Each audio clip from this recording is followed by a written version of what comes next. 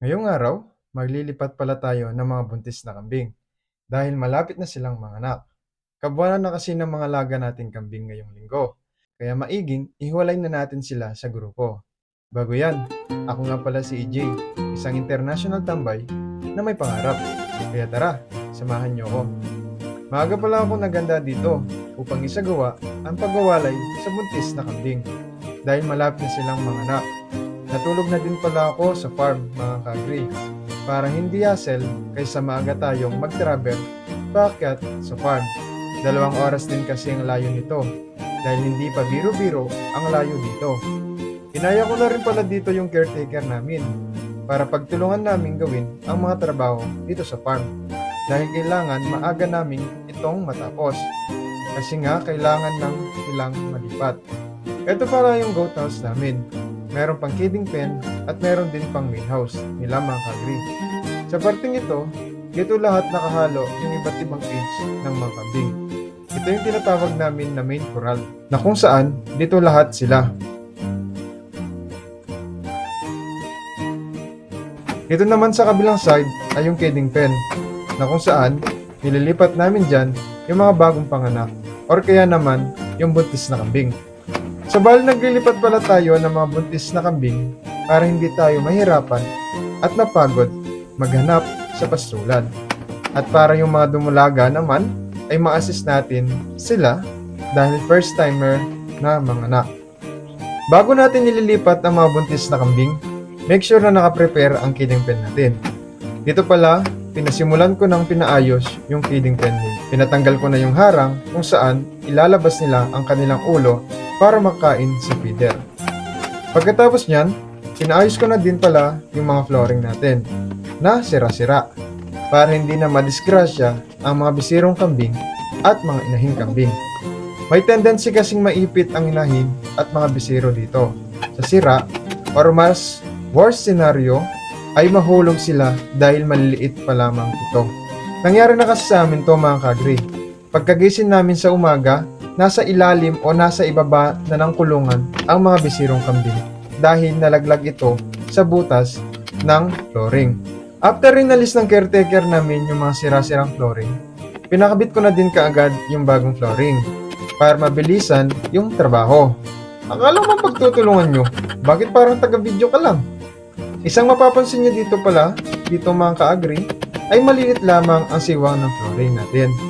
Ang purpose nun ay para hindi maipit at madaling makatayo ang mga bagong bisiro. Ang pangit dito ay nai-stack yung mga tae ng kambing. Kaya make sure na lang na araw-araw maglinis para hindi madumi. Kaya kung may budget naman ay mas maganda yung floor matting. Kaso may kamahalan lang yon. Kasabay nga ng pagre-repair sa kidding pen natin, ipinalis ko na rin pala yung mga tae sa feeder nila. Sabi ko nga talaga wala akong ambag taga-video lang. Madami na kasing tayo ito mga kagri dahil hindi na nalilinisan. Matagal-tagal din kasi tayong hindi nagkaroon ng buntis na malapit manganak at mga kids mga kagri. Kaya ngayon ko palang pinalinis. Pinadalawang balik ko pala dito sa caretaker natin para ma-make sure na malinis ang feeder. Kasi ang mga kambing ay maarte. Ayaw nila yung naamoy nila yung tae nila sa pinagkakainan nila. Ang gamit ko pala na feeder dito ay galvanized. Galvanized yata ito. Hindi ko na kasi maalala. Basta hindi siya nangangalaw mga kaagri. Yun yung bilhin nyo para hindi kaagad masira. Pagkatapos namin i-prepare yung kidding pen, ay kagad na rin namin inilipat yung mga buntis na kambing. Dahil mas maaga, mas maganda. Para less stress sa kanila. Nahirapan pala tayong magpasok dito sa mga dumulagang kambing dahil hindi sila sanay dito sa kidding pen natin compare sa mga inahin natin kambing mga kagri. Since matagal na natin ginagawa ito, kaya yaking-yaka at ising-isin na sa atin paano ang pagdidiskarte sa mga dumulagang kambing. After mapasok mga kagri, eto na yung mga kambing natin na hiniwalay.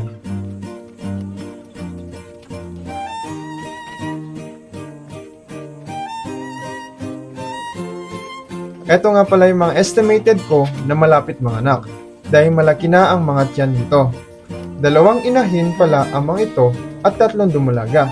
Mas sinisecure ko kasi ang mga dumulagang kambing upang ma-assist natin ang mga ito para matulungan mag-alaga ng mga bisiro, kaya kinukulong ko sila kagad dito.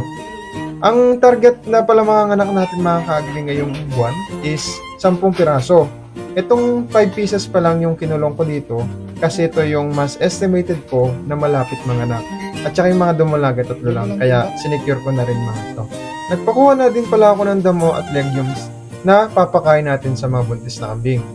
Make sure na marami ang ibibigay natin dahil buntis ang mga ito.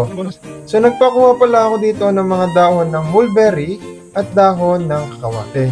Mamaya na kasi ako magpapakuha ng napier grass at dahon ng saging para mas madami silang makain. After nun, binibigyan ko din pala sila ng mga feeds para pang supplement nila mga kagri. Lactation feeds pa lang binibigay ko para lalong dumami ang kanilang gatas. Kahit upgraded lang na Anglo-Nubian ang aking mga alagang kambing. Dito nga ka-agri, tinulungan ko na yung kasama ko para maayos yung kakawate. Dito kasi tinali namin ito upang isabit. Kasi mas gusto ng kambing ang pinipitas ang damo. At dahil sabi ko nga sa inyo kanina, maarte ang mga ito. Once na naapakan at nataihan na ng kambing nito, hindi na ito kakainin pa ng alagang kambing. Kaya maiging nakasabit or kaya naman nakachop ito at ilagay sa feeder para walang tapon. So dyan lang nagtatapos ang ating vlog mga kagri. Dahil pauwi na ako dito, maghihintay na lang tayo ng ilang days at weeks para sa bagong update sa mga hiniwalay nating nabuntis na kambing. So that's all lang mga kahagri. I hope na may natutunan kayo. Thank you and happy farming.